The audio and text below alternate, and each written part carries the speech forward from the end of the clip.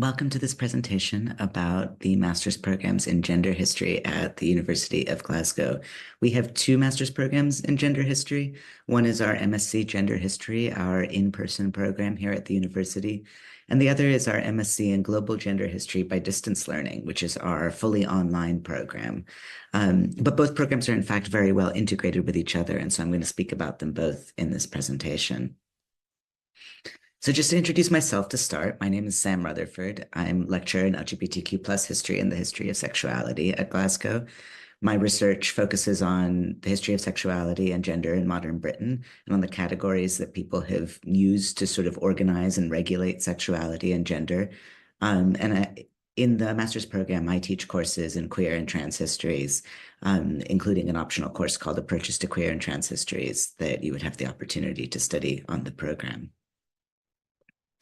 Just to say a bit about the structure of the program, so this is a 12-month master's program, and it includes dedicated core courses in gender history.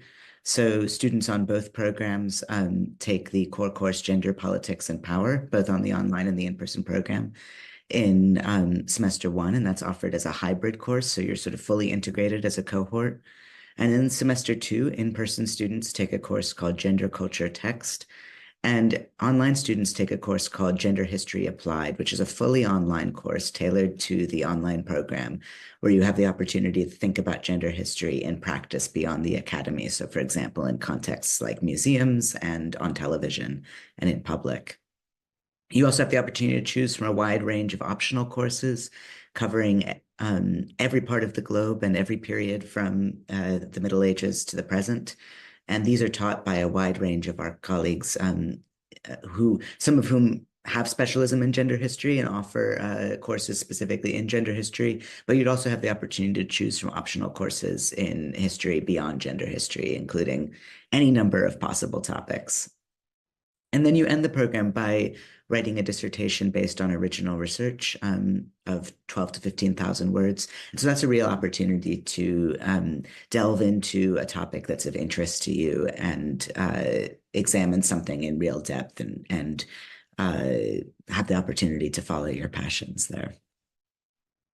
So there's a lot of distinctive elements of our program. This is the only program in Scotland and one of the few in the UK that's centered on gender history and that really allows you to sort of focus specifically and in depth on gender and get that training and sort of theory and methodologies related specifically to gender history.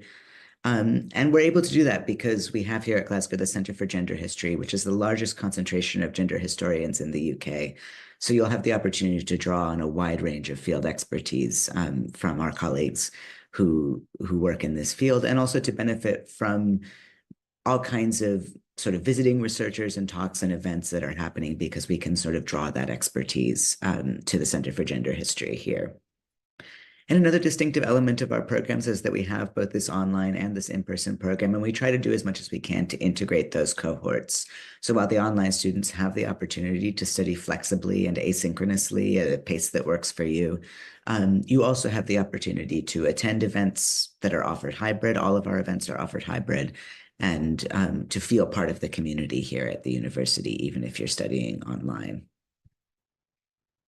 So I spoke a bit about the Center for Gender History, the largest concentration of gender historians in the UK, and we host a program year-round of talks, events, workshops, and research seminars, including lots of events with visiting scholars. We have an annual lecture in global gender history with a prominent visiting historian who will offer a masterclass specifically for grad students as well.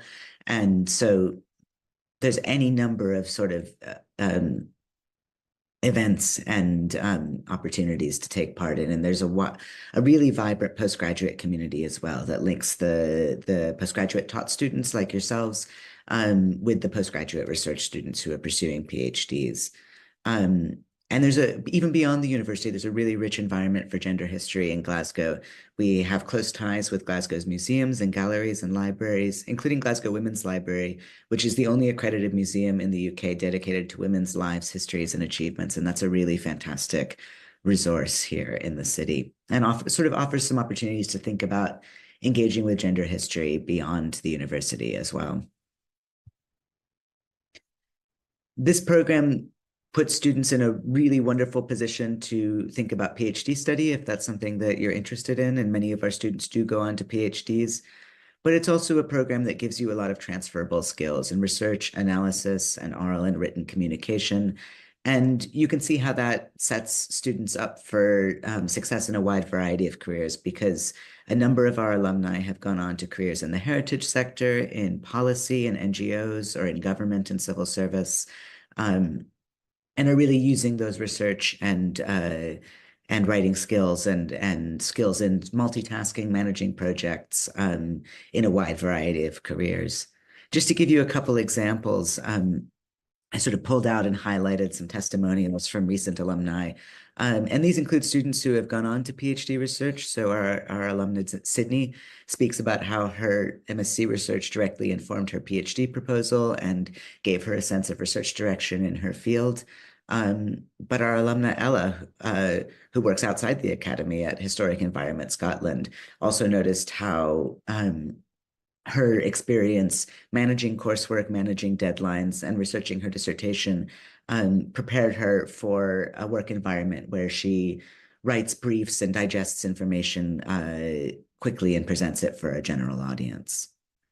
So if you'd like to learn more about this program and if you'd like to apply, visit the relevant program website for information about entry and application requirements. So there's a website for the MSc in Gender History, the in-person program, and there's also a website for the MSc in Global Gender History by Distance Learning, the online program. And these have slightly different requirements, so just check to see which apply to you, and you can learn more there about the program structure. And just be aware that if you're applying for the in-person program, the MSc in Gender History, you should submit along with the other application requirements a very short statement of interest in the program. And if you'd like to find out more, you can visit our program web pages, which include lots more than I was able to cover in this short video about what you might be able to study in the program and what wider sort of skills and resources you might be able to gain from the program. You can also follow us on social media. We're on Instagram, where you can learn more about what's going on in the Center for Gender History. And we also have a MOOC, which is a really wonderful foundation.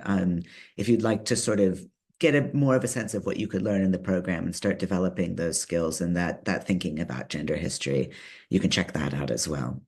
And feel free to be in touch with me if you have any questions about the program. My email is listed on the website. So thank you for listening and good luck with your further studies.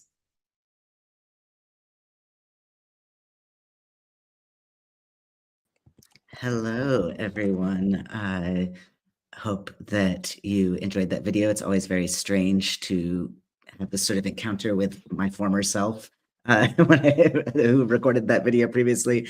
But now I'm here, we're here live to answer any questions you have and chat with you about the Gender History Master's program. So my name's Sam Rutherford. I'm the convener of the Gender History MSc programs, and I'm joined by Laura Cotwell. And Laura, do you want to introduce yourself?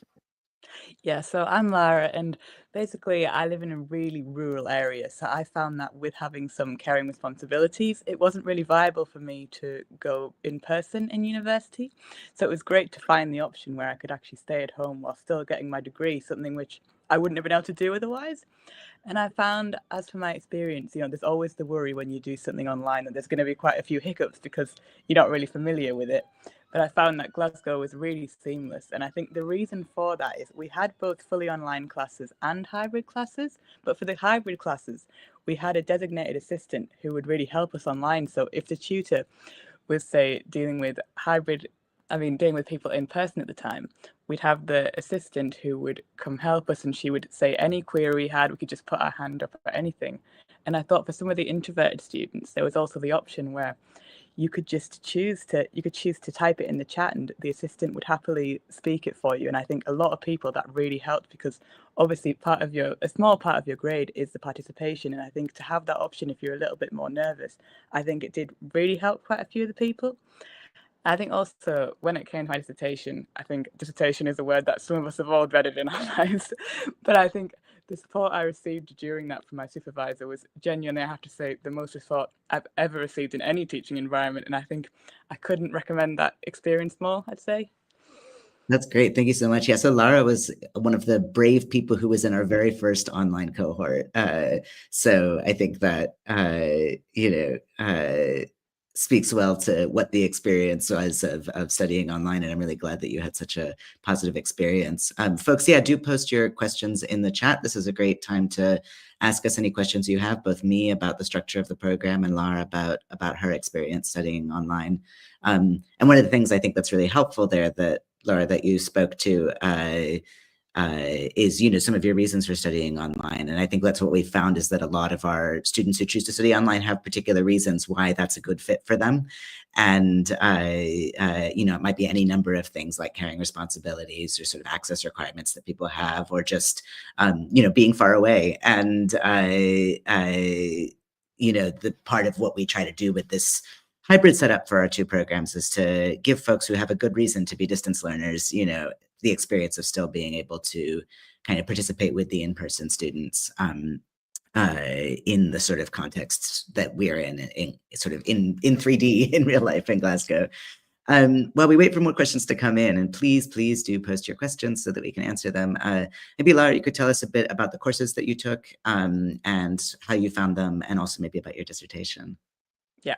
So basically, for the courses, one of the ones I chose was American Women's History, and that was by Peggy Bernash. And I think that one in particular, I think everybody would probably speak to this. It really we were all very engaged all the time, because the topics, everyone would have different ideas, but it would always kind of come back to the same core belief. And I think there really was quite a sense of community in that class. And yeah, it went from everybody in the online to hybrid. And I think in general with the online, I think there was 3 of us in the class. I knew one person previously, but the other person, like, we did create quite a community. There was the WhatsApp group was always going all the time, and that was from September to the very next September. And I do still wish her the absolute best. She's a great person. And I think, yeah, when it came to dissertation, I think I chose a topic which I really liked. And I think genuinely, I have to say this to anybody planning to do a dissertation anywhere: you must pick something you're truly passionate about, because otherwise, I think it's a long day. But I truly, it could have been the worst part of my experience, but it was honestly the best part, because I was doing something that I was actually passionate about, and I actually enjoyed it. So I really, those 15,000 words felt more like 3,000, because it wasn't such a chore, if you know what I mean. That's so lovely. Could you say more about the topic and how you went about researching it? Yeah, so I was going to have Tanya as a dissertation supervisor, because it was kind of masculinity, obviously, with gender history. But then we decided against that, and we went for Dan Scroop, who's one of the American history supervisors. So what we went for like wrestling in America, and we went how something can be a TV show, but it can also teach you the history and the surrounding history. So we kind of talked about who was the president at the time, what does this mean for wider society, the new man, that type of concept. And I think we really managed to together he helped me figure out what were the historical elements that I can really bring into this to make it super relevant to history. That's fantastic. Yeah, I mean, and that's a great example of, a modern US history topic. So that's, something that somebody could come do here. And also how that, like, look at popular culture and at sport and at media and TV can offer a window into the history of masculinities, history of gender history, and also the history of American politics, right? So there's like a lot there. And students on our program and the gender history programs, I mean, that's like a late 20th century US history example. I mean, there's students doing medieval history, there's students doing, medieval Scottish history, medieval Italian history. I'm a historian mostly of 19th and 20th century Britain. So I supervise a lot of students who are working on LGBTQ history, mostly in the 20th century in the UK context. So there's sort of really wide range of scope to follow your own interests. I supervised a dissertation last year, a student who was working on the history of interwar Burma, and she was looking at the category of the new woman in interwar Burma and sort of cultural debates about kind of women wearing, different fashions and makeup and going out and dating and going to nightclubs, and how there was sort of a moral panic around that, and what that said about the kind of like British imperial context in Burma.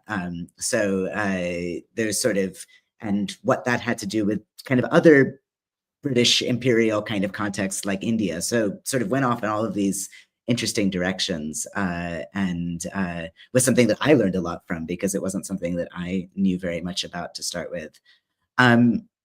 Yeah, maybe Laura, you could say a bit more about, so you spoke about the WhatsApp group. Maybe you could say a bit more about like how you connected with staff and students, and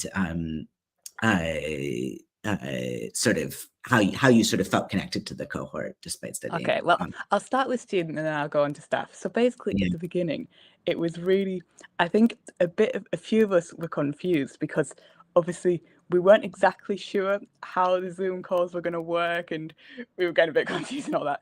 But then I think once I just decided, I thought, you know what? I thought, why not just create a group? And when we did, yeah, everybody loved it.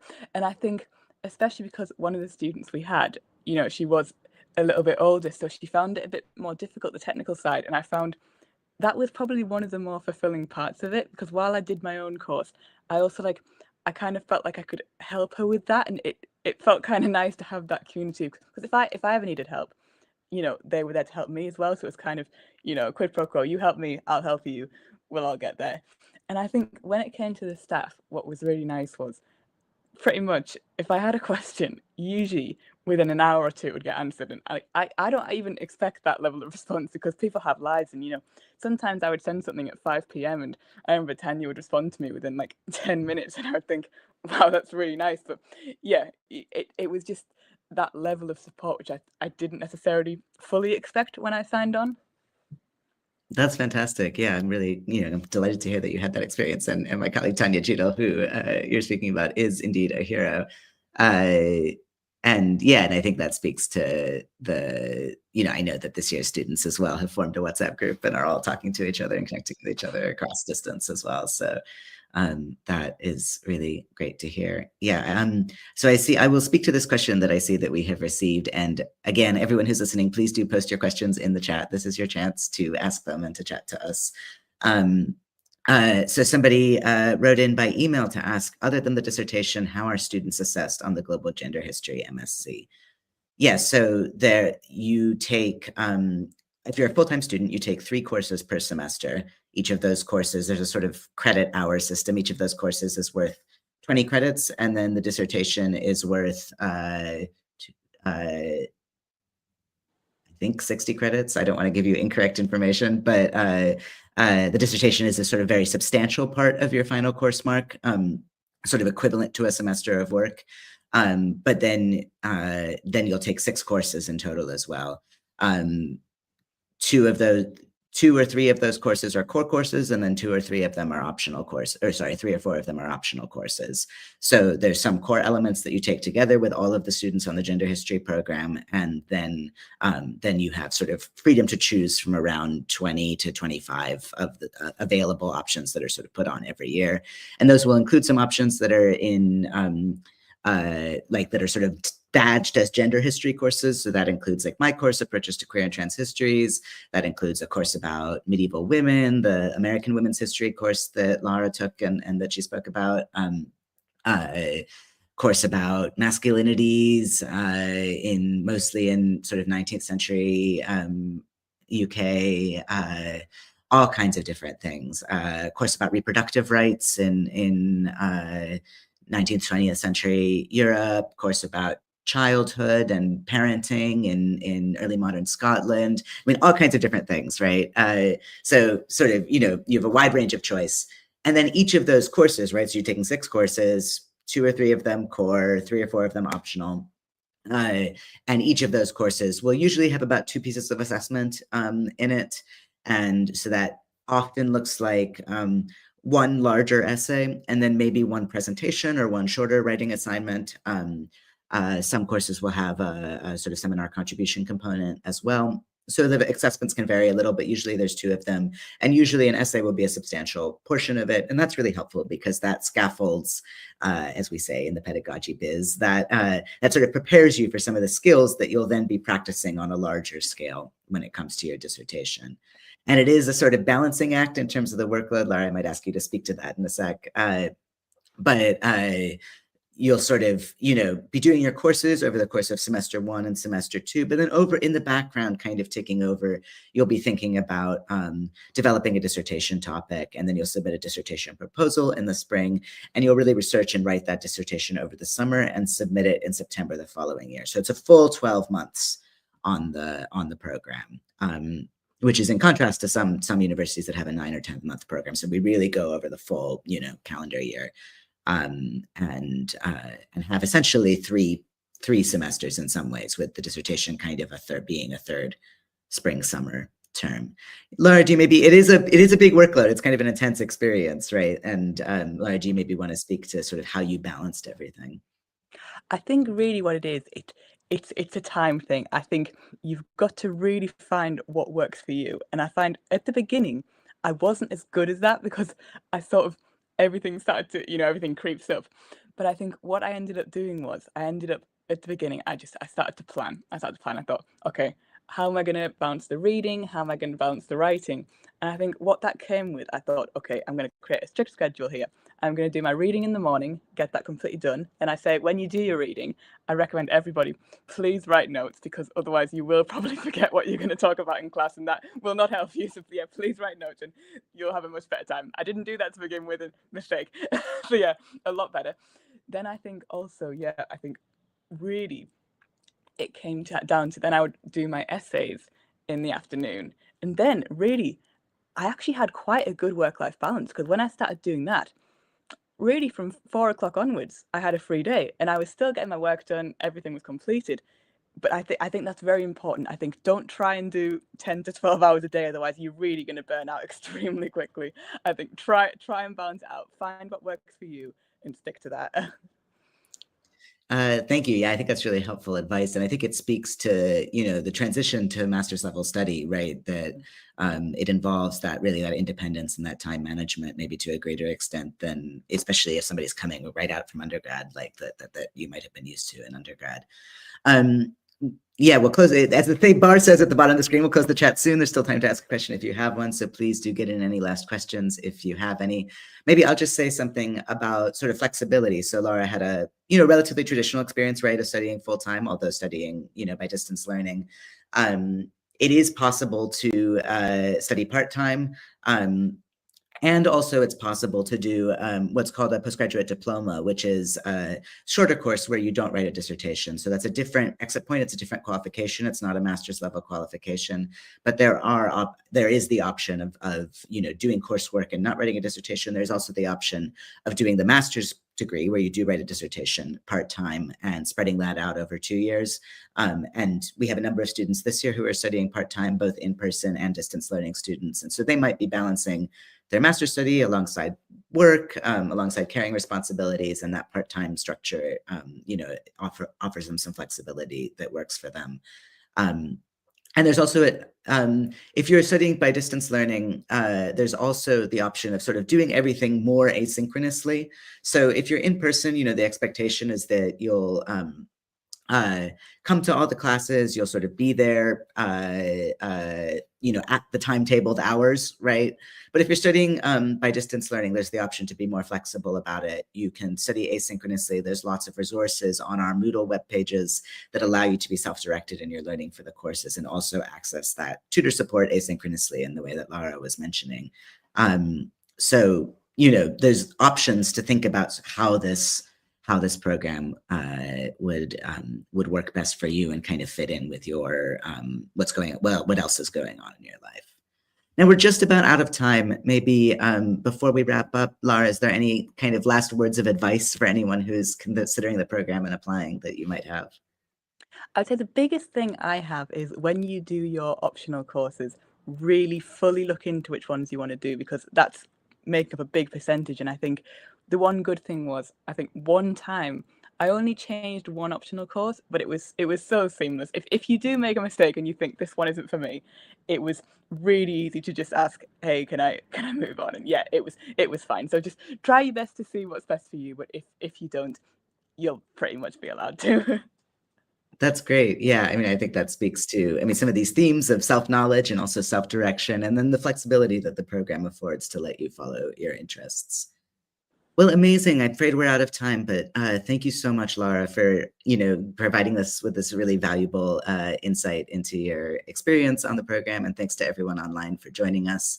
If anyone has any questions and wants to follow up by email, my email is on the program web pages, and so you can find out how to get in touch with me, and feel free to drop me a line if you have any questions about the program or about applying. So thank you so much, everyone, and I hope you have a great rest of your day.